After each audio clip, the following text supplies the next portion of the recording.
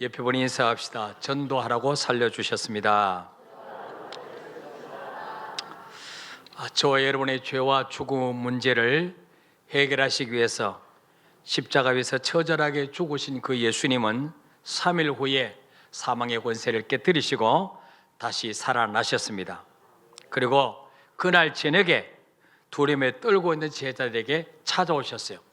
우리 같으면 얼마나 십자가 지시고 그 못 박혀 달리시고 얼마나 많은 체력이 소모됐습니까? 그러면 살아났다 할지라도 며칠 좀 쉬다가 제자들에게 찾아올 만도 한데 주님은 성질도 급하셔서 그날 새벽에 부활하시고 저녁에 제자들에게 찾아오셨어요. 그리고 그 제자들에게 제일 먼저 하신 말씀이 뭐냐? 너희에게 평강이 있을지어다, 그 말씀하셨어요. 그리고 깜짝 놀라서 믿지 못하는 제자들에게 못 박혔던 손을 보여주십니다. 못자국을 보여주십니다. 옆구리에 찔렸던 창자국을 보여주시면서 내가 너희들 보는 것처럼 다시 살아났다 확인시켜 주셨어요. 그리고 21절에 또다시 한번 뭐라 말씀하시냐? 너희에게 평강이 있을지어다, 그렇게 말씀하십니다. 자, 왜 부활하신 주님은 정말 제자들에게 하시고 싶은 말이 얼마나 많았겠어요. 십자가 지기 전에 도망갔던 제자들, 그 사람들에게도 할 말이 참 많이 있었지 않겠습니까? 근데 한마디도 그런 말씀하지 아니하시고 부활하시고 제자를 만나서 첫 번째 하신 말씀이 너에게 평강이 있을지어다, 그 말씀하셨어요. 자, 왜 가장 먼저 이 말씀을 하셨을까요? 첫째로 따라합시다. 지금 제자들에게 가장 필요한 것은 평강이었기 때문이다. 자, 19절 읽어봅시다. 시작. 이날 곧 안식 후 첫날 저녁 때 제자들이 유대인들을 두려워하여 모인 곳의 문들을 닫았더니 예수께서 오사 가운데 서서 이르시되 너희에게 평강이 있을지어다. 아멘. 자, 이스라엘 나라는 보통 40도 45도 뜨거운 날씨입니다.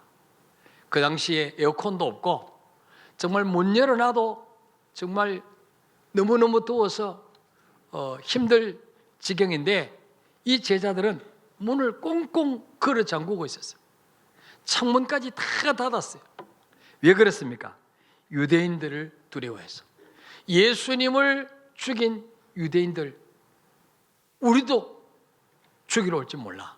그래가지고 각각 흩어져 있으면 무서우니까 한 군데로 모였어요. 한 군데로 모여가 서로 의지하는 거죠. 그리고 문을 꽁꽁 걸어 잠그고 두려운 가운데 있었습니다. 그러므로 지금 그들에게 가장 필요한 것이 뭘까요? 돈이 아니에요.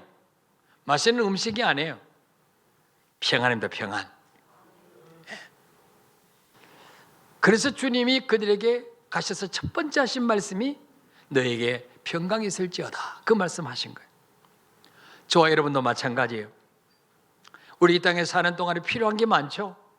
돈도 있어야 되고 집도 있어야 되고 뭐 직장도 있어야 되고.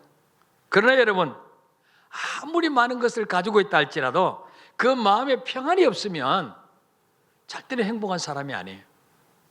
온갖 것 다 가져도 하루하루 불안에 떨면서 산다면, 불면증에 시달리면서 산다면 절대로 그 사람은 복받은 사람이 아니죠. 그래서 예수님은 제자들에게 너에게 평강이 있을지어다, 그런 말씀하셨어요. 두 번째로 주님이 왜 평강을 말씀하셨을까? 따라합시다. 예수님이 이 평안을 주시려고 죽으시고 살아나셨기 때문이다. 원래 아담 하와가 하나님과 교제할 때 에덴 동산에서는 두려움이 없었어요. 그건 정말로 평안으로 가득 찬 장소였어요. 그런데 언제부터 우리 인간에게 평안이 깨어지고 불안과 두려움이 몰려오기 시작했느냐? 하나님이 따먹지 말라는 선악과를 따먹고 죄 지었을 때부터 그 주인의 자리에 하나님을 모셔놔야 되는데 내가 그 주인의 자리에 올라갈 때부터 평안을 잃어버렸어요. 창세기 3장 8절 읽어볼까요? 시작. 그들이 그날 바람이 불 때에 동산에 거두시는 하나님의 소리를 듣고 아담과 그의 하와가 피하여 동산나무 사이에 숨은지라. 아멘. 예. 하와가 안 나오는데 제가 하와가 그랬어요. 자, 그들이 그날 밤에, 그날 밤이 아니고 그날 바람이 불 때, 그날이 언제일까요? 결혼기념일 날? 아니, 그날 선악과를 따먹던 그날. 아, 어찌 잊으랴.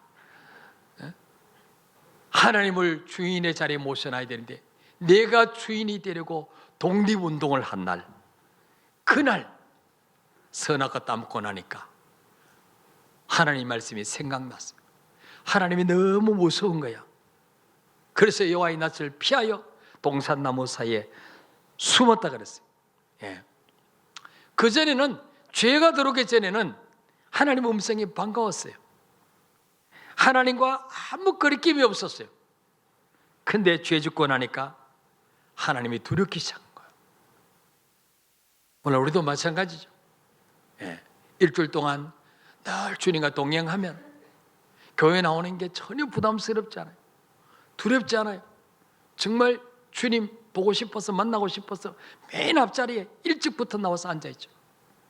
근데 한 주간 동안 말씀대로 살지 못하고 죄악 가운데 빠지고 살다가 주일날 때인데 야, 갈까 말까 그러다 꼭 그런 사람 늦게 와요. 꼭 그런 사람 준 3층에 와요. 그래서 준 3층에서 뒷자리에 앉아요. 그 사람 무슨 죄를 지은지 목사는 모르는데도 괜히 목사가 보기가 그 시기에 그래가지고 그냥 고개를 푹 숙이고 이렇게 있는 분들이 있어요. 예. 죄는 이렇게 하나님과 인간 사이를 갈라놓는 거예요. 죄 지으면 사람끼리도 왠지 어색해요. 그렇죠? 예. 그래서 하나님을 피해 도망가게 만들었어요. 하나님이 두려우니까. 죄 안 지면 하나님 두려울 게 없어요. 그렇죠? 여러분, 죄를 안 짓는 사람은 순찰자가 와도 도망가요, 안 가요? 안 가요. 딴 놈 잡으러 왔는가 보다 그러고 있죠. 근데 죄 지은 사람은 순찰자가 오면 아이고 이게 어떻게 알고 왔지? 도망가는 거예요. 예. 도덕이 뭐 저린다? 제발 저린다. 예. 예수님이 왜 십자가에 죽으셨습니까? 자신을 십자가에 못 박아서 하나님과 인간 사이에 가로막힌 죄의 담, 죄 때문에 그 좋은 하나님이 무서운 하나님으로 바뀌었고, 죄 때문에 그 좋으신 하나님이 가까이 하기에는 너무나 먼 하나님으로 바뀌어졌는데, 바로 예수님이 십자가에 죽어주심으로 그 죄의 담을 무너뜨려버리고 하나님과 화평케 해주시려고 죽어주신 것입니다. 그러므로 누구든지 이 예수 그리스도를 구원자와 주인으로 모셔드리기만 하면 평안을 누리게 되는 거예요. 세상에 줄 수 없는 평안을 누리게 돼요. 예수님을 영접하고 나면 이상하게 환경은 달라진 게 없어요. 여전히 빛 가운데 있어요. 예. 여전히 어려워요. 근데 이상하게 마음에 평안이 오죠. 이 기분 경험해 보셨습니까? 이거 경험해 본 분만이 아닌 거예요. 평화로다 하늘 위에서 내려오네. 이 주님 주시는 평안은요, 세상이 주는 평안과 달라요. 요한복음 14장 27절 읽어볼까요? 시작. 평안을 너에게 끼치노니 곧 나의 평안을 너에게 주노라. 내가 너에게 주는 것은 세상에 주는 것과 같이 아니하니라. 너희는 마음에 근심하지도 말고 두려워하지도 말라. 아멘. 주님이 주는 평안은 세상에 주는 평안과 달라요. 예. 세상에 주는 평안은 통장에 잔고가 좀 많이 쌓여 있고 자녀들이 말을 잘 듣고 좀 남편이 잘해주면 평안해요. 근데 환경이 달라지면 또 불안하고 두려워지죠. 그러나 주님이 주시는 평안은 인생의 풍랑 가운데서도 누리시는 평안이에요. 죽음 앞에서도 누리시는 평안이에요. 바로 예수님이 십자가를 앞에 놓고도 마음에 평안하셨잖아요. 나의 평안을 너에게 주노라, 그렇게 말씀하셨잖아요. 오늘 바로 여러분 주님이 주시는 그 평안을 얻고 가시기를 축복합니다. 마지막으로 왜 주님이 오셔서 첫 마디가 평안이 있을지어다 이 말씀을 하셨을까요? 따라합시다. 평강을 가진 자만이 평안의 복음을 전할 수 있기 때문이다. 자, 21절 읽어봅시다. 시작. 예수께서 또 이르시되 너에게 평강이 있을지어다. 아버지께서 나를 보내신 것 같이 나도 너희를 보내노라. 아멘. 자, 주님이 너에게 평강이 있을지어다 그 말씀을 하시고는 연이어서 아버지께서 나를 보내신 것 같이 나도 너희를 보내노라 그랬어요. 예수님은 원래 이 땅에 계시던 분이 아니었어요.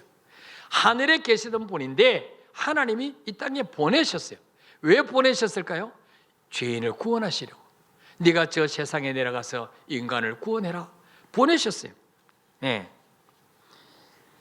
자, 왜 주님이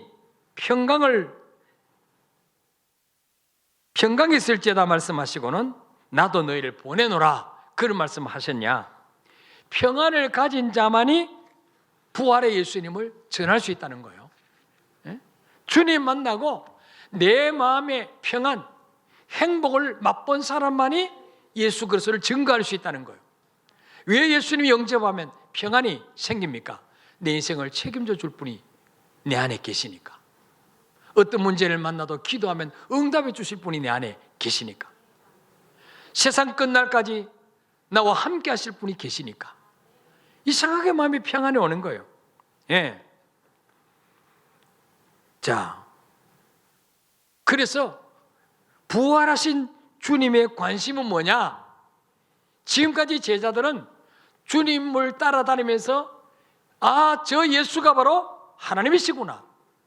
저 예수가 바로 우리를 구원하기 위해서 보내신 약속했던 그 구원자 메시아구나. 이걸 수없는 기적을 통해서 성경을 통해서 배웠어요. 그럼 이제는 어떻게 돼요? 이거를 전하러 세상에 나가야 되죠. 그래서 주님의 관심은 이제는 제자들을 세상으로 보내는 겁니다.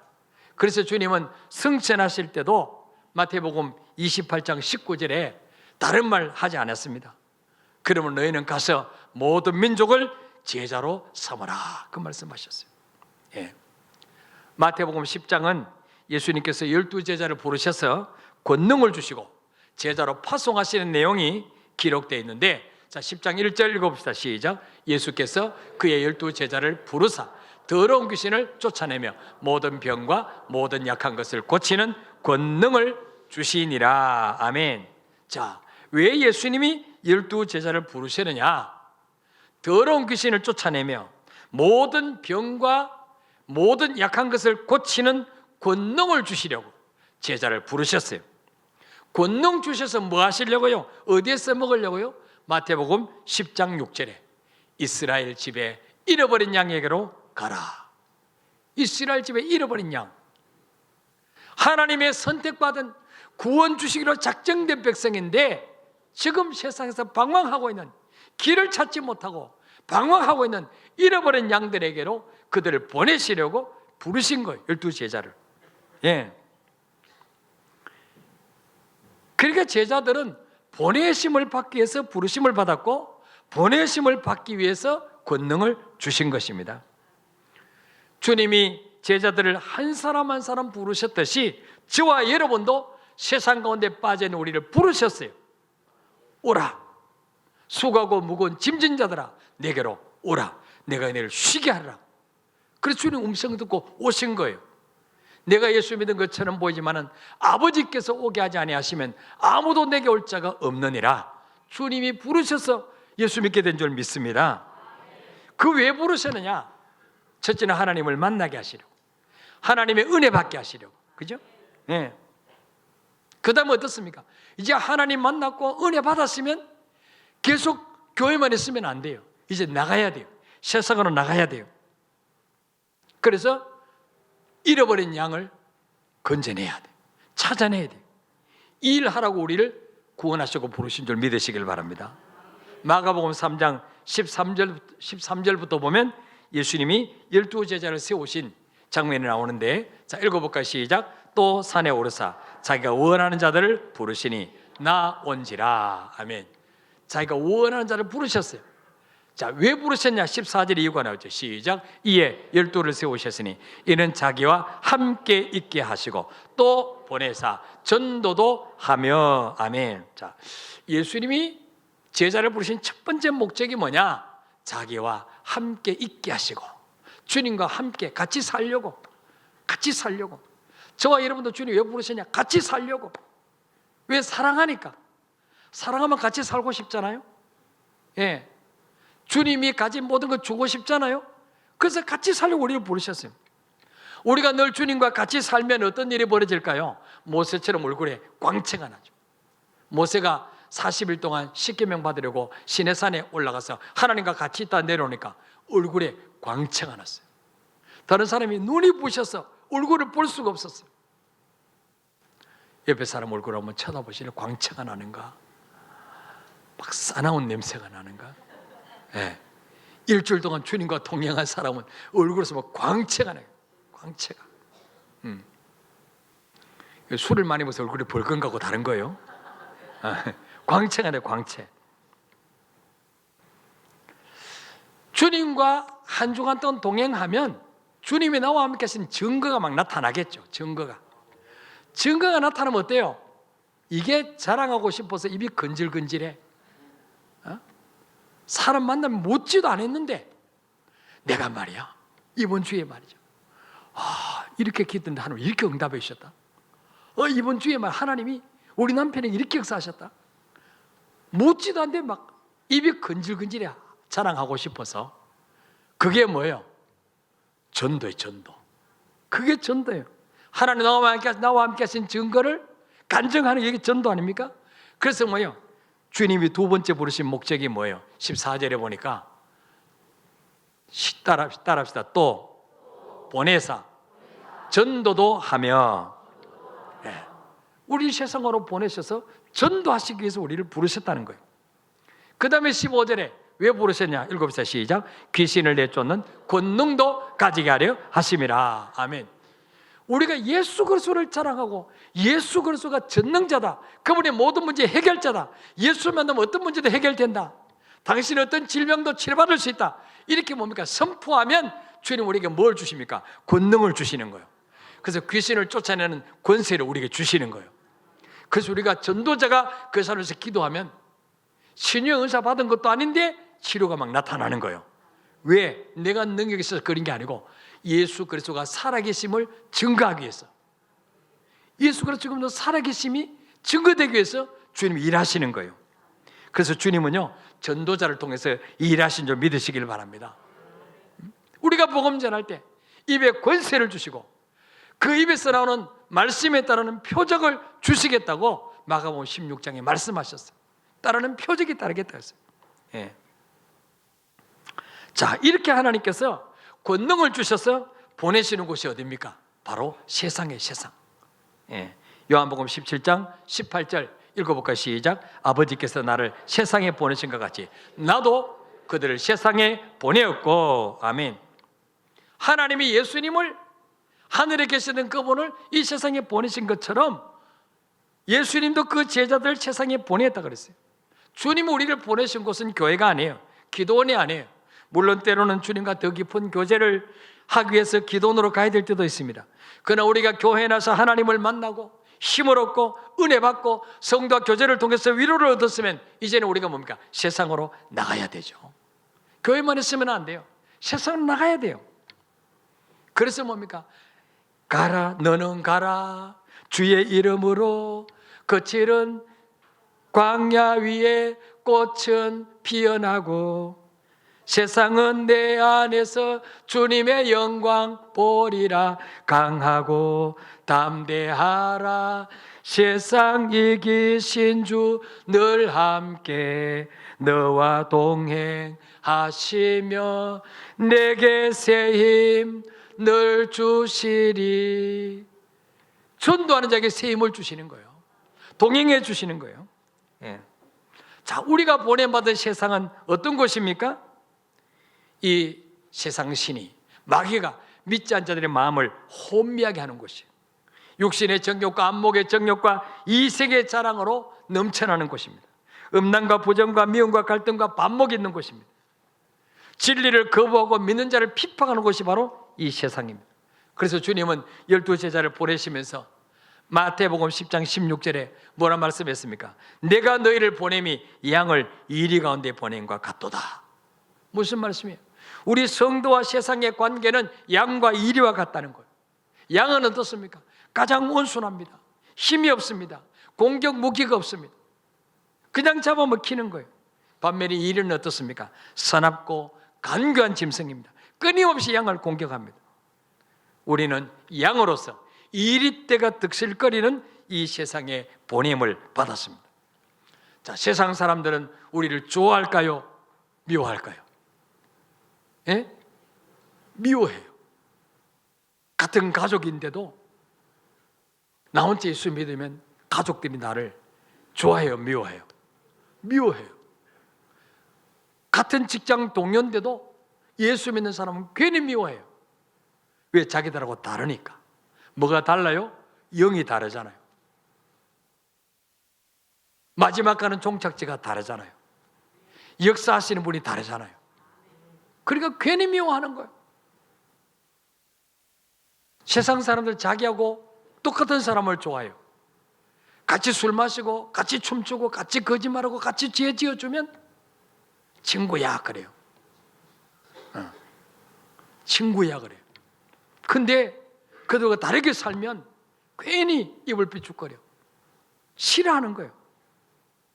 그러면 우리가 세상 사람들이 날 미워하는데 예수 믿지 말아야 될까요? 아니. 마태복음 10장 22절에 보니까 또 너희가 내 이름으로 말미암아 모든 사람에게 미움을 받을 것이나 끝까지 견디는 자는 구원을 얻으리라. 미움을 받아도 끝까지 견디는 자는 구원을 얻으리라. 주님 말씀하셔서 너희가 나 때문에 핍박을 받는 자는 하늘에서 상이 크민이라고 그랬어요. 여러분 핍박 많이 받으시기를 바랍니다. 그래야 상이 기다리고 있어요. 예? 미움과 핍박이 기다리고 있다 할지라도 우리는 세상으로 가야 됩니다. 왜냐하면 하나님은 이 일을 하라고 지금까지 우리를 살려주신 거예요. 여러분 이 세상에 살면 아무리 죄 안 지으려고 그래도 죄 지을 수밖에 없어요. 그죠? 연탄 공장 옆에 살면 아무리 조심해도 연탄 가루가 묻어요. 그렇죠? 예. 그럼 예수 믿자마자 하나님 천국으로 데려가시면 더 이상 죄도 안 짓고 좋을 텐데 왜 죄 많은 이 세상에, 괴로움 많은 이 세상에 주님이 살려주셨을까요? 한 사람이라도 더 구원하고 오라고 살려주신 줄 믿으시길 바랍니다. 한 사람이라도 더 구원하고 오라고, 주님 앞에 설 때 상급받을 일 좀 하고 오라고 이 땅에 남겨주신 줄 믿으시길 바랍니다. 우리는 보내심을 받은 자예요. 내가 어쩌다가 이런 직장에 근무하게 되었나, 내가 어쩌다가 이 가정에 시집 오게 되었나. 여러분 탄식하지 마십시오. 하나님이 여러분을 선교사로 그 가정과 그 직장에 보내신 줄 믿으시길 바랍니다. 그런데 믿지 않는 직장 동료와 가족이 우리가 전하는 복음을 듣고 교회로 순순히 나와주면 얼마나 좋을까요? 그러나 따라 나오기는커녕 나까지 못 가도록 핍박한다 그 말이죠. 그래서 우리 힘으로는 전도할 수 없어요. 그래서 예수님이 아버지께서 나를 보내신 것 같이 나도 너희를 보내노라 하시고는 22절에 중요한 말씀을 하셨어요. 읽어봅시다. 시작. 이 말씀을 하시고 그들을 향하여 숨을 내쉬며 이르시되 성령을 받으라. 아멘. 뭘 받으라? 성령을 받으라. 너희 힘으로는 안 돼. 너희 지식 가지고는 안 돼. 너희 말로는 그들을 설득시킬 수 없어. 성령이 역사하셔야 돼. 성령이. 그래서 성령 받으라고 말씀하신 거예요. 예수님의 제자를 보십시오. 예수님께 직접 성경 공부해서 3년 동안 따라다니면서 수많은 기적을 체험했지 않습니까? 그런데 예수님이 잡혀있는 밤에 다 도망가 버렸어요. 부활하신 주님을 만나고도 사명을 버리고 고기 잡으러 갔습니다. 왜? 성령 받지 못했어. 성령 충만 받지 못하니까 자기 힘으로는 그 핍박을 이겨낼 수가 없어. 두려움을 이겨낼 수가 없어. 죽음 앞에 두렵지 않은 사람 누가 있겠어요? 다 도망가는 거예요. 그러나 오순절날 성령 충만 받고 나니까 180도로 달라지는 거죠. 자기를 죽이려 하는 자 앞에서도 담대하게 예수 그리스도를 증거합니다. 너희들이 십자가 못 박아 죽인 그 예수를 하나님은 주와 그리스도가 되게 하셨느니라. 너희 예수를 믿어야 구원받는다. 담대하게 복음을 전하는 거예요. 예. 오히려 예수 이름 때문에 능력받는 것을 합당히 여기며 기뻐했다 그랬어요. 그래서 여러분, 성령 충만 받아야지 지옥으로 끌려가는 형제자매를 건져낼 수가 있어요.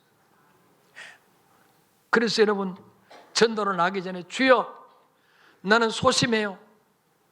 나는 다른 말은 잘하는데 예수 믿으란 말은 못해요. 성령님, 내 가슴이 뜨거워지게 해주셔서 얼굴에 철판 깔고 이 복음 전하게 해주옵소서. 기도하고 해야 돼, 기도하고. 피박받을 각오하고, 멸시천대 받을 각오하고 가야 돼. 자, 오늘 23절 읽읍시다. 시작. 너희가 누구의 죄든지 사하면 사해질 것이요 누구의 죄든지 그대로 두면 그대로 있으리라 하시니라. 아멘. 이 무슨 말씀이에요? 너희가 누구의 죄든지 사하면 사해질 것이요. 우리에게 사죄권이 있다는 말입니까? 아니에요. 이 말씀은요, 우리가 전하는 복음을 듣고 받아들이는 자는 누구든지 죄 사함을 얻는다는 것입니다. 우리에게 죄 사함의 권세가 있는 것이 아니라 우리가 전하는 그 복음을 듣고 예수님을 영접하면 그 순간에 지금까지 지었던 그분의 죄는 예수님께 다 전가되어져 버리고 그분은 의롭다 하심을 얻게 되는 것입니다. 왜냐하면 이사야 53장 6절에 보니까 우리는 다 양 같아서 그릇 행하여 각기 제 길로 갔거늘 여호와께서는 우리 모두의 죄악을 누구에게 담당시키셨도다? 그에게 담당시키셨도다. 예수님이 왜 십자가 죽으시냐? 저와 여러분의 모든 죄를, 우리가 전도하려고 하는 그 사람의 모든 죄를 예수님에게 대신 뒤집어 씌우려고 십자가 죽으셨다는 거예요. 그러므로 사람들이 죄 사함 받고 영생 얻는 것은 복음을 전하는 나와 밀접한 관계가 있다는 거예요. 내가 누군가를 품고 기도한 후에 그 사람에게 예수 그리스도의 복음을 전할 때 그 사람이 내가 전하는 복음을 받아들이고 예수를 구주와 주인으로 영접하면 죄의 사함을 받고 영생을 선물로 얻게 되는 것입니다. 그건 내가 줄 수 있는 게 아니죠. 주님이 주시는 거예요. 우리는 통로로 사용되는 거죠. 그러나 내가 아무리 사랑하는 사람이라도 내가 복음을 전하지 않으면 그 사람의 죄는 여전히 그대로 있는 것입니다. 그리고 그 죄 때문에 영원한 저주와 심판을 받을 수밖에 없는 것입니다. 그러면 우리가 성령의 능력으로 복음을 전하면 형제와 자매에게 역사하던 그 더러운 권세들이 묶임을 받고 떠나가게 되는 것입니다. 우리가 전하는 그 복음을 받아들이면 죽음의 권세에서 해방되는 것입니다. 흉악한 결박에서 풀려나게 되고 하나님의 진노에서 해방되고 모든 죄를 사함받게 되는 것입니다. 그들이 예수를 영접하는 순간에 죽었던 영혼이 살아나게 되고 어둠에서 빛으로 옮겨지게 되는 거예요. 이 놀라운 일들이 실제로 일어나게 되는 것입니다. 이 엄청난 특권과 권세를 우리에게 주셨다는 거예요. 예수 그리스도를 만나고 예수 그리스도를 영접하고 자녀되는 우리에게 이 권세를 주셨다는 거예요. 그래서 마태복음 16장 19절에 보니까 내가 천국 열쇠를 네게 주노니 네가 땅에서 무엇이 매면 하늘에서 매일 것이요 네가 땅에서 무엇이 풀면 하늘에서 풀리리라. 우리에게 천국 열쇠를 주었다는 거예요. 천국을 열고 닫기로 하는 열쇠를 주었는데 이 열쇠를 사용하지 않으면 어떻게 될까요? 사용하지 않으면 내가 사랑하는 그 사람들의 죄는 여전히 그대로 있는 것입니다.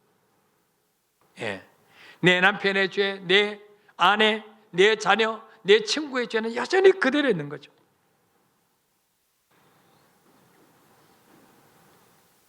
여러분, 꼭 초청주의를 지나고 나면요 불의의 사고로 돌아가시는 분들이 종종 있더라고요. 저는 그때마다 생각합니다. 만약에 그분의 가족이, 그분의 친구가 초청주일 날 그분을 모시고 왔다면, 그때 복음을 들었다면 아마 이 땅을 떠날지라도 천국 가지 않겠습니까? 근데 그 기회를 놓쳐버린 거예요. 왜? 우리가 순종하지 않았어. 주님은 그 사람을 구원하시려고 마지막 기회를 우리에게 주셨는데 우리는 모르잖아요. 내일을 알 수 없잖아요. 언제 죽을지 모르잖아요. 주님은 다 알고 계시거든요. 그래서 그분이 마지막 구원받을 수 있도록 초청주의를 우리에게 허락하시고 우리에게 너 이번 주는 꼭 그 사람 모시고 가서 복음 듣게 해. 우리가 순종하지 않았기 때문에 구원받을 수 있는 기회를 놓쳐버린 거예요. 얼마나 안타까운지 몰라요. 여러분, 어쩌면 여러분 주변에 있는 직장 동료, 가족들, 친척들, 이웃들, 여러분 만나고 있는 사람, 하나님이 여러분에게 맡겨주신, 여러분을 통해서만 구원받도록 맡기신 영혼일지 모릅니다. 그리고 어쩌면 그분들이 이번 주일이 복음 전수의 마지막 기회일 수도 있다는 거죠. 그래서 우리는 그들이 듣든지 안 듣든지 복음을 전해야 돼. 듣든지 안 듣든지 이번 주일에 꼭 한번 교회 와서 복음을 들어봐라. 다음에는 안 나와도 좋으니까 이번에 꼭 와서 말씀을 들어봐라. 그래서 여러분, 이번 주일에 꼭 여러분 주변에 말씀을 듣는 가운데 생각나는 그 사람, 하나님이 여러분에게 맡기신 영혼이에요. 꼭 모시고 오시길 바랍니다. 만약에 우리가 그들에게 복음을 전하지 않았어요, 그 영혼이 지옥 간다면 하나님 그 사람의 핏값을 내 손에서 찾을 것이다, 그렇게 말씀하고 있어요. 그래서 우리는 이번 주간 안에 정말 하나님 앞에 기도하십니다. 평소에 새벽에 기도하지 않던 분들도 나와서 기도하면서 하나님, 그 영혼 살려주옵소서. 이번 주에 꼭 모시고 나올 수 있도록 그 마음을 움직여 주옵소서. 우리가 교회에서 기도하지만 우리가 기도하면 성령께서 천사를 보내셔서 그 사람 속에 역사하시는 것입니다. 잠잘 때도 꿈으로도 역사하시는 거예요. 그래서 이번 주일에 꼭 그들이 복음 듣고 천국 가는 놀라운 역사가 일어나는 한 주간이 되시기를 축복합니다. 우리 한번 찬양하고 기도하겠습니다.